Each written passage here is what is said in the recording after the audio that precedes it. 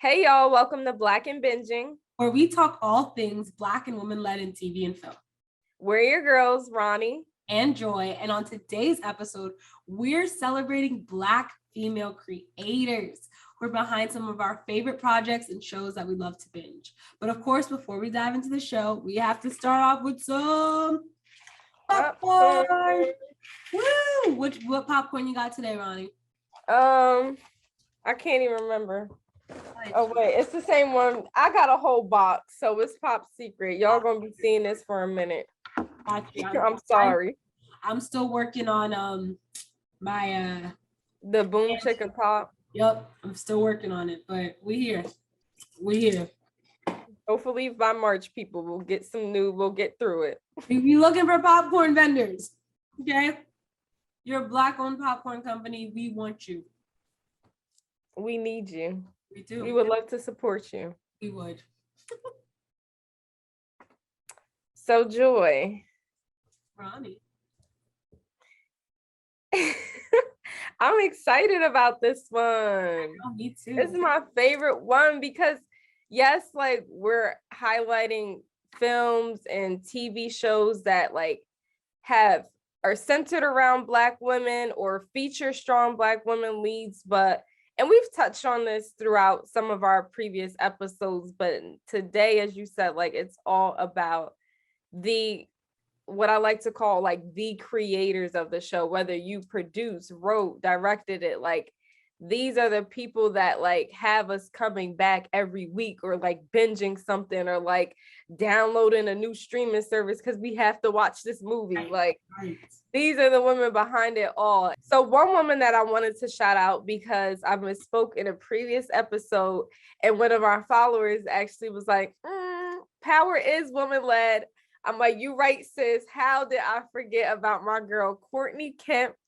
She is overseeing the Power series along with 50 Cent. So I think 50 Cent, he's like a troll on Instagram. Of course. And always talking about power this, power that. So I think in my head, I just automatically went to him without even thinking about, okay, well, who is breaking down the episode at the end, letting us know like what her thoughts were about the episode and why she did what she did. So forgive me, girlfriend. I love you so much. Right. You created a literal masterpiece. Mm-hmm.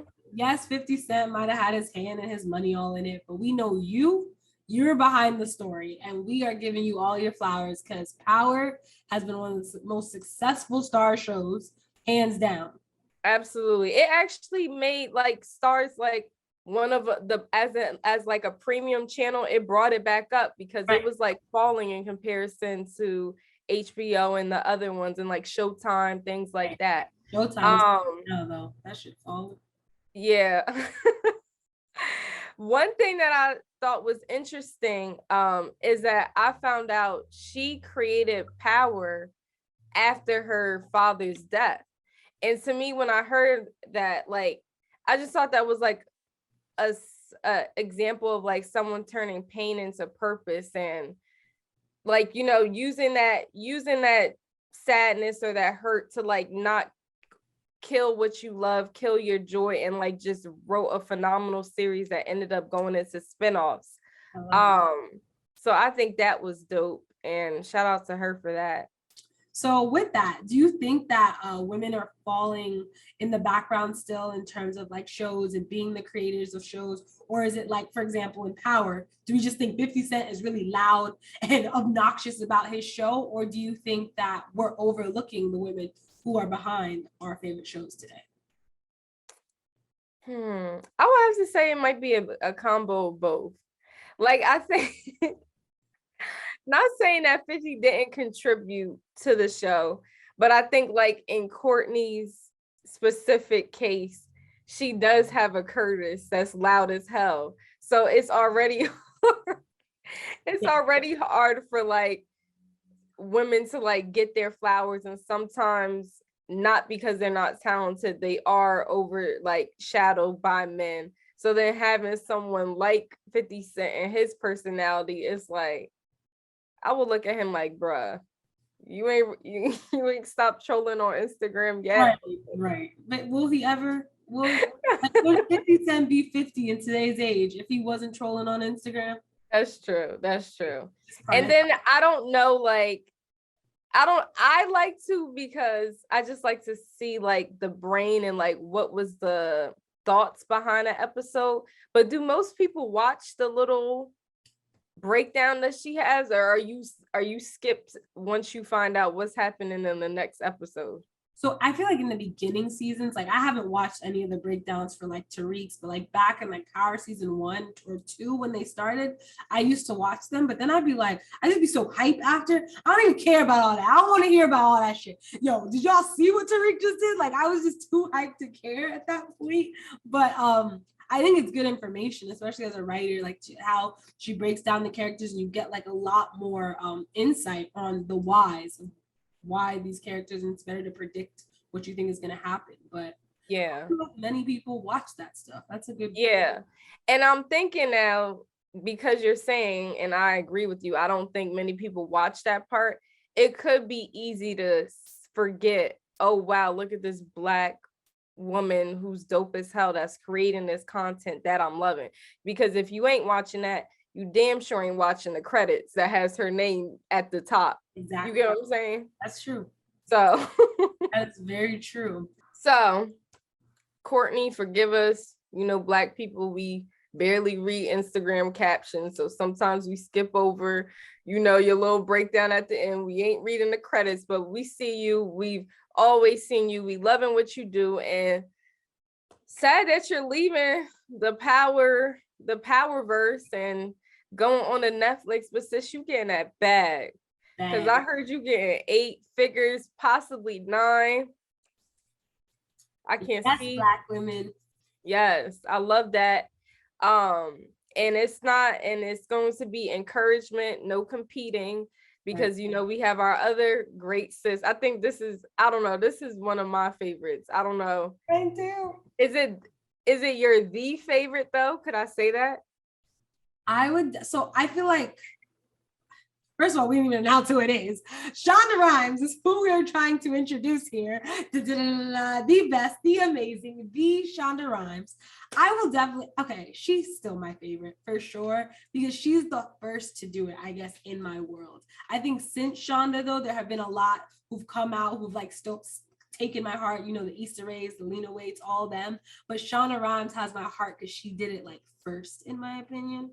Or she was maybe in our time. In our time. She did it first in my eyes when I opened my eyes to like film and TV. So she always has a special place in my heart.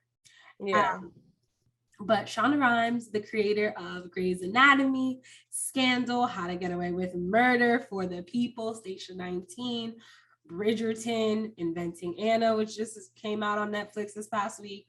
And I'm sure there's like a gajillion more. But Shonda, we love you. She is the absolute icon, in my opinion, for especially primetime TV, because she literally put all these Black women leads on primetime TV, ABC Network. Mm-hmm. And then when ABC Network started tripping, she said, haha, I'm out. And what'd she do? Just like Courtney Kemp, went and got the bag at Netflix. Yeah. So, super dope. We love it. Yeah. So I gotta ask.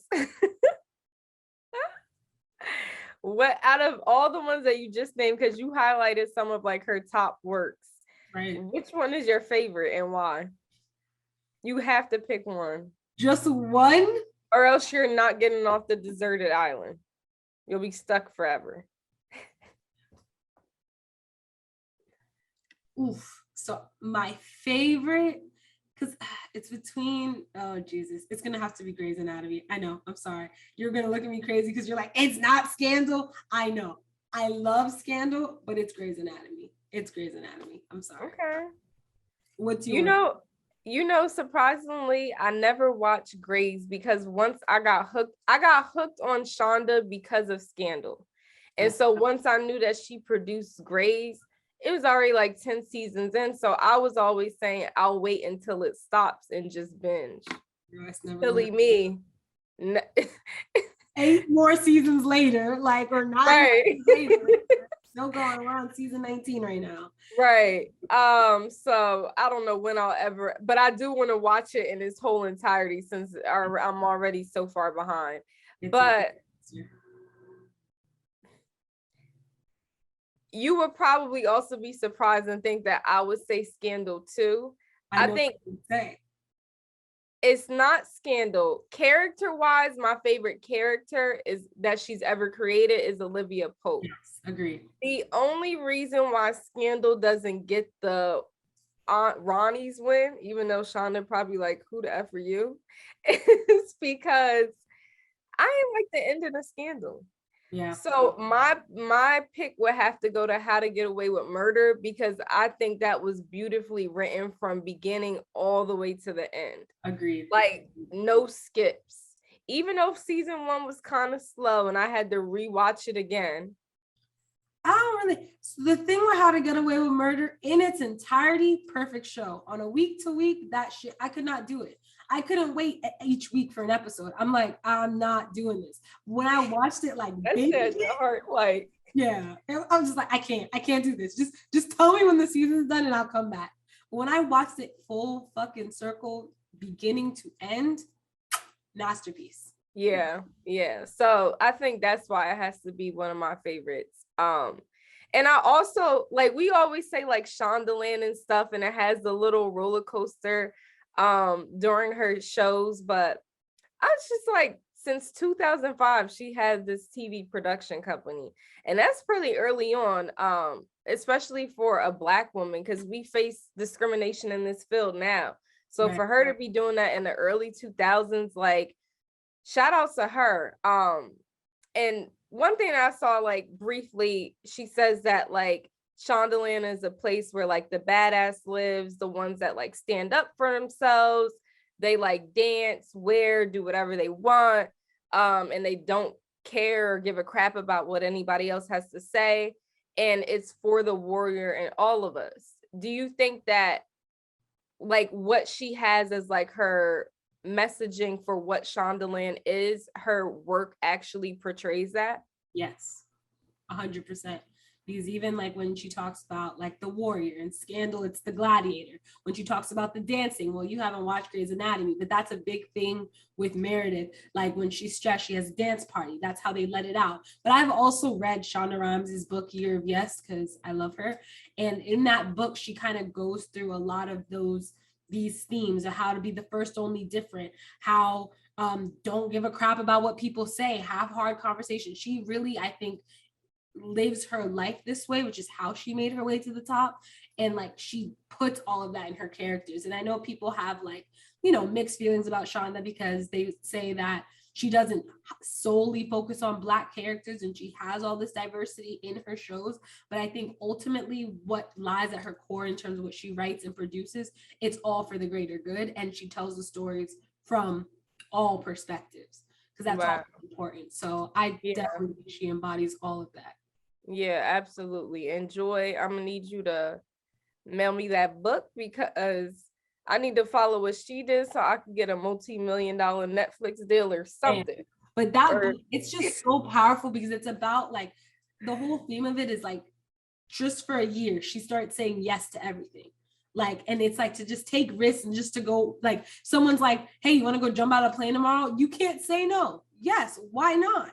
Like you have to say yes to everything. And it's just like this story to teach you how to take risks. And I think that's why Shonda Rhimes is in the place that she is now. Absolutely. And I think she's produced a lot of work that even like you were talking about in Vincent Anna, she got my girl that I love from Ozark, Julia Gamer is the main character. I'm like, okay, that's something I gotta watch. And I kind of wish Netflix did like a Shonda Rhimes tag, or when Courtney Kemp starts making her projects, like a Courtney Kemp tag, because no shade, no tea, but it's so much content on that streaming platform, and a lot of them that if people aren't like talking about it heavy on Twitter, or if it's not trending top 10, I may miss it. I know. Yeah, they should just give Black women a category. This is work that was done by Black women. I think that's important too. Oh, that would be dope. Yeah. It's kind of like how they have the international like section. Right. But don't just put the Black women up there for Women's History Month or Black History Month. Put it up there. That's a category. I want to see what Black women are doing because we're taking over this space and it's important. Per shoe. But speaking of Black women taking over this space, we can't let this episode go by without acknowledging the wonderful, the amazing Ava DuVernay. Absolutely. And I think taking over the space should be like, it should be Ava taking over the space, end quote, DuVernay, because she is someone who literally had a whole career doing journalism, PR, was still within the media realm. But at 32 years old, she decided to pick up that camera and do it professionally. And I'm thanking God that he gave her that passion to do so, because the stuff she produces and creates. In film before that, I thought she was She like was in journalism. I thought it was like something like she was doing something totally different, like healthcare. She could have been, but at a certain point, she was also in like journalism, I think with like CBS or something like that. So like she's been in the media spaces before, but like her first like directing and like camera work and all that, like taking it seriously professionally, was in her 30s. Right. And every time I hear that, I'm like, wow, that's inspiring, because us being in our 20s, I feel like society, ourselves, we internalize like tick, tick, tick, tick, like you got to do this before this. Well, I'm not doing enough. I'm doing too much. All the above. And ageism, I feel like, is only pushed more on women than it is men. And she kind of said, fuck all that. I'm here, baby. And she sure came up and she out. Yes, broken multiple records as Black first of this and this. So I'm loving it. I'm loving it. So along with that, like just hearing that she's broken records and made history, doing all of this later in life when some would have thought was impossible, I'm going to challenge you a little bit, Joy. Even though we're still young, but what's something maybe that like you put aside and maybe you think now like, okay, I'm too old to do it, but like in your heart and in your mind, you would always still want to do it? Oh, I mean, there's a couple of things like, and it's actually, that's so funny that you say that, because I've been picking up ballet classes. I've been taking ballet, and I got a message from my or it was like a post from my dance company that they're doing an adult like performance. So I have a chance to perform on stage again as a dancer, as an adult. Granted, I know I'm only 26, but it feels like a lifetime, like since I was like on stage, actually like training to dance and performing. So I think that's something that like picking that back up solely for fun, not to turn it into a career like Ava DuVernay, right. Just like reliving those like passionate childhood moments, because I was always dancing, I was always on stage. So I think that's really cool. But of course, something I would love to pick up later in life is film, like really jumping in and having a Shonda Rhimes and Ava DuVernay empire. Like that's really the goal. And I think that these women give hope to like us creatives who are like, you're thinking you have to have it all in your 20s, but no, the 30s is where it hits. Mm-hmm. That's the key. And I think that's what I'm looking forward to. What about you? I love that. Oh my gosh. Can I come to your dance recital? You can. It's on April 23rd. I have my first rehearsal this weekend. I love it. Let's all of our Black and binging babes, we got to come out and support her. Come to Atlanta and support my dance recital. It's going to be jazz. So it's not ballet, but it's jazz. But I'm still trained in ballet. I love that. I think for me too, a bit unconventional. There is a ton of stuff that I want to do, and I think I'm already like in the process of learning or like actually doing. But one thing that I think I've always told myself, like, oh, it's too late because I'm too old now, I have fearful, is swimming.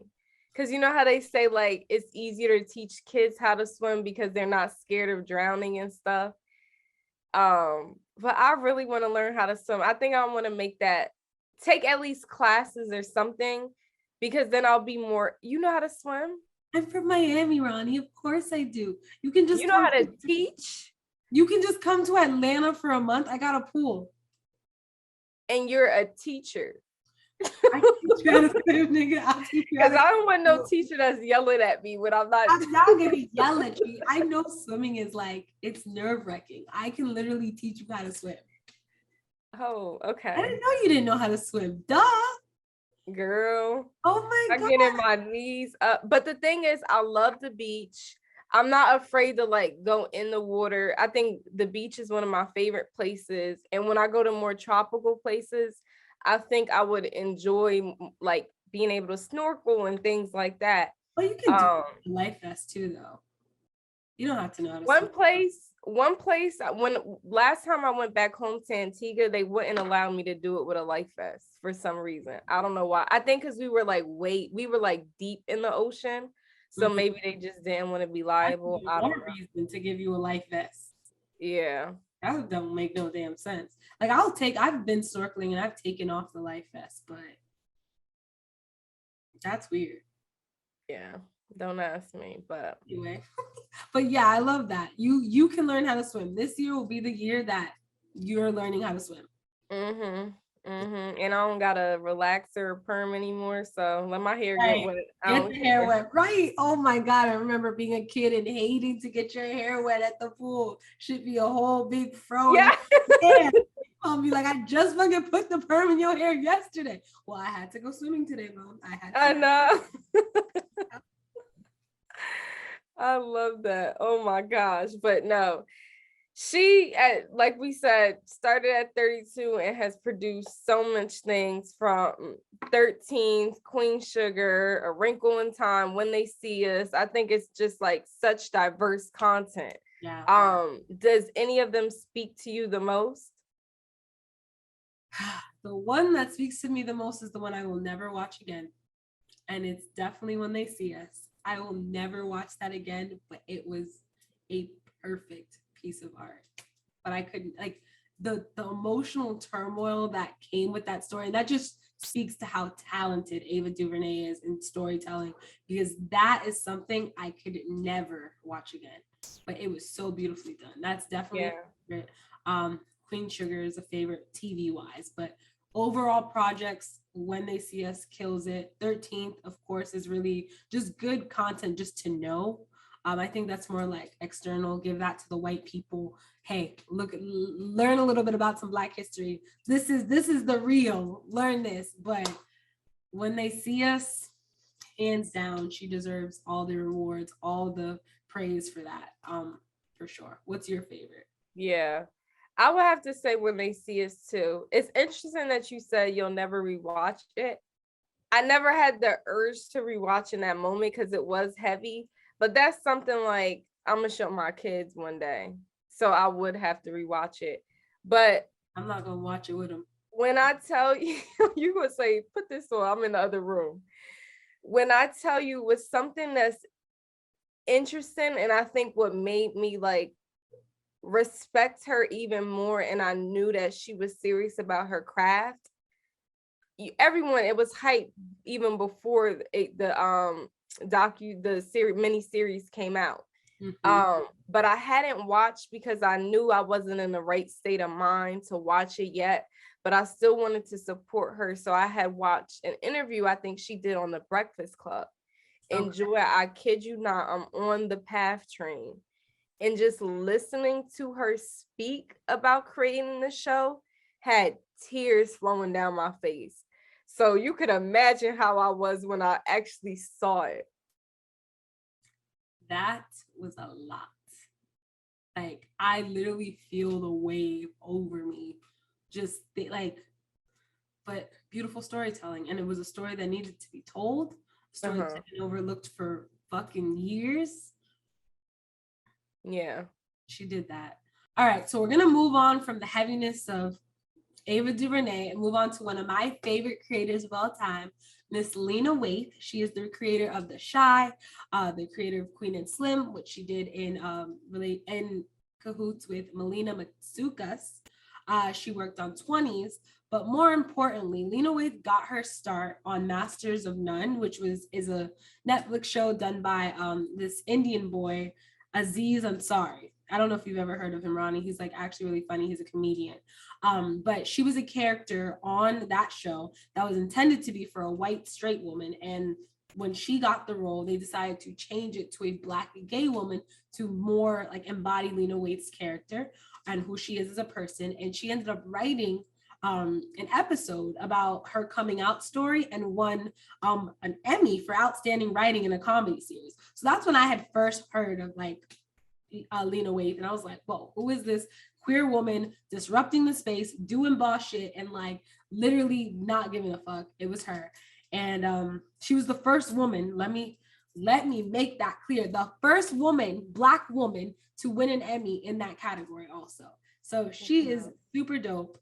I love her to pieces. Do you have any favorite Lena Waithe films or shows? Or I mean, we know Queen and Slim is your favorite love movie, but any other shows that you're a fan of by Lena Waithe? I haven't really, if I'm being honest, dove into Lena Waithe's projects. And I think it goes back to me being Black and cheap because correct me if I'm wrong, isn't The Shy on one of like the premium channels? No time. Yeah, which is why, as y'all remember in the first episode of Black and Binging, I said I was late to the Insecure bandwagon because my household ain't have premium channels. So I ain't have Showtime, I ain't have HBO, I ain't have Stars, I ain't have none of that. So I'm blaming it on y'all for not giving me your passwords for me not being able to watch it. You should have asked, Ronnie, because I got them all. Like I literally have like I pay over $100 in streaming just for my streaming stuff a month. Like I got them now. So now it's just about me binging and catching up. Also, maybe we gotta talk. We gotta exchange the passwords, cut down some costs, you know what I'm saying? But yeah, definitely Lena Waithe is one of the dopest women in the game right now. She's disrupting The Shy. She's from Chicago, so The Shy is kind of based on her hometown, her stepping grounds, and it's a really cool show.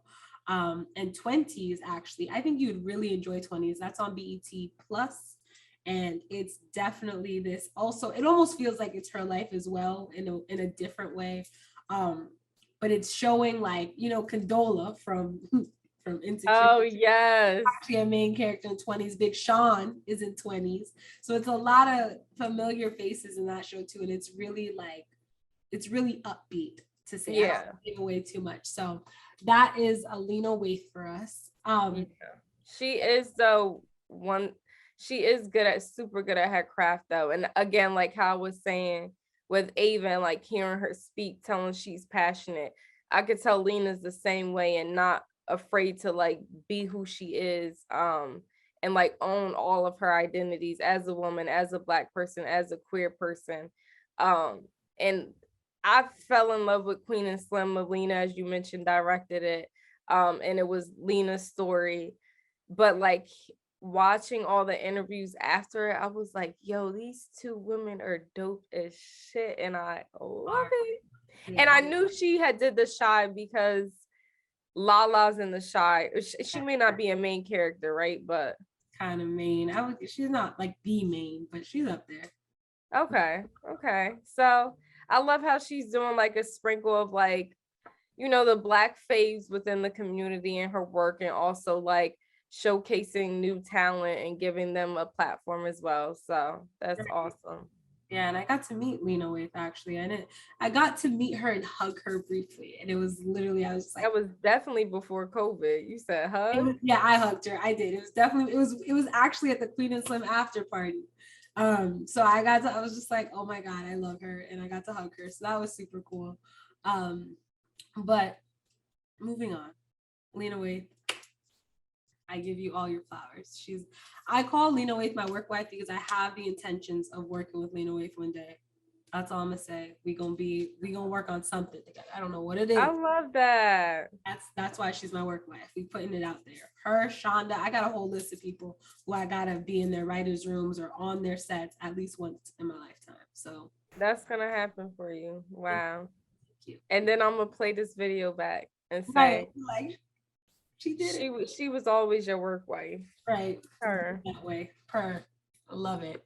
So as we all know, there's a gajillion of Black women who are actually doing the damn thing in Hollywood behind the scenes, bringing to life our favorite shows. And of course, we're not going to have time to go into detail about every single one, but I wanted to do a roll call at the end of this and just highlight some names of Black women and give them their flowers, because there's so many of them who are really, really changing the face of Hollywood. And I think that's really making a difference in the shows we see, the characters we see, the stories that are being told, and it's all because they're on the back end.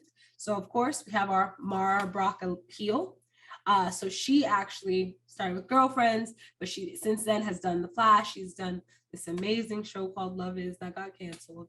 But she's literally created a Black empire. Of course, we lightly mentioned our Issa Rae. We have Regina King, who is an actress who's been dipping and dabbling into her director, producer bag lately. She's been on Scandal, Insecure, if Beale Street Could Talk, with various roles. We have Misha Green, who's actually the producer and writer of one of our favorite shows, Lovecraft Country, that got canceled. You know, this might be a trend. A lot of these shows are getting canceled. I don't know why though. It just, Black women are telling these real hardcore stories and the world doesn't like it, because Misha Green did Underground and Lovecraft, and those were both, to the white man, controversial, I'm sure. Yeah. They were so in depth about like just Black people being amazing.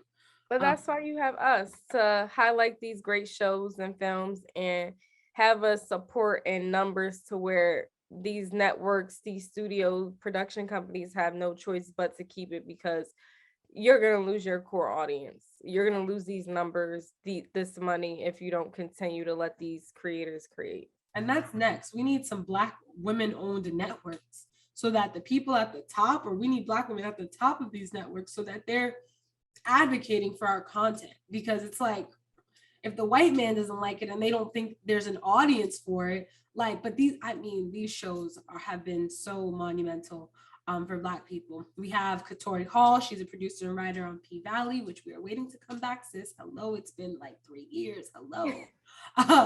But hey, do your thing, sis. We have Michaela Coel. She's a writer and producer. She wrote on Black Mirror. She acted in Chewing Gum, and then she actually just won a Academy Award, I want to say, for her limited series on HBO called I May Destroy You. So she's been disrupting the space. We have Demaine Davis, and she actually worked on Queen Sugar. So she's worked with Ava DuVernay, For the People with Shonda Rhimes, How to Get Away with Murder with Shonda Rhimes. We have Hey Oyegun, I don't know if I'm pronouncing her name right, so sorry, sis, who also worked on Queen Sugar and This Is Us, even though This Is Us isn't a Black show, amazing show. And I mean, This Is Us got a little Black sector to it. Of course, we got to talk about our little girl, Marseille Martin. We can't do anything without talking about our little boss, who's producer on Blackish, and she produced Little, which we talked about last week. We have Janet Mock, who did Pose, which is one of my favorites. I love Pose, and just telling the story of gay and trans women and just bringing that. I think that's such an amazing story that she was able to bring to life. We have Natasha Rothwell from Insecure, who I think we mentioned that in the first episode. She actually started as a writer on Insecure and then ended up becoming an actress too. So she's been behind that. She's worked on Saturday Night Live as well. Super funny. Love that she's a Black woman getting her voice heard. And then we have, she's not even a writer, producer, any of that, but we just had to highlight her, Ruth E. Carter. She was the costume designer on Black Panther, and she won the award. She was the first Black woman to win an Academy Award for Best Costume Design. So we definitely got to highlight her, and she's up for another one. Yeah, Coming to America. Her and her partner, we highlighted them on the Black and Benja Instagram, if you haven't checked that out. Yep. So that is super dope. So I especially want to highlight a name that I actually have never even heard before. Her name is Channing Dungey, and she's a producer and executive. She's worked on The Good Doctor and How to Get Away with Murder. But what's really cool about her is that she's one of the chairmen of Warner Bros. And this is what I was talking about earlier, is we need to have Black women in these high places so that they can take a stance on the content that gets to go to network, the content that they renew, and all of that good stuff. So she's really dope. She started out, I think, as a broadcaster in TV, but now she was working at Netflix. She oversaw Bridgerton. She oversaw Emily in Paris. So she definitely has her hand in a lot of really great content. But I love that she's at the top working with Warner Bros, doing the damn thing. And Warner Bros, if you guys don't know, that's HBO, overseas HBO, HBO Max, DC, Cartoon Network, TBS, TNT, all these big networks. So I definitely think we're going to see a little bit more sprinkle of us on those networks, thanks to love that Channing Dungey. And then another name that I had not heard before, which I thought was important, was Hanelle Culpepper. She's a director, producer, and writer, but mostly her work is known for being the first Black director of the Star Trek franchise. And I'm like, I'm not a Trekkie. I'm not into Star Trek. I wasn't into Star Wars either. But I think it's so dope that there's this Black woman director in this space, changing the way, the stories we tell. Because of course, I think there was a quote that she had, and she was saying that in her role as director, she's asking the questions are you turning these male roles into female roles? Are we bringing in the Black women here? Can we turn this white role into a diverse role? She's going to ask those questions. And I think it's just important to have Black women in these spaces so that we can continue to diversify on-screen TV and film. So yeah, I love that. And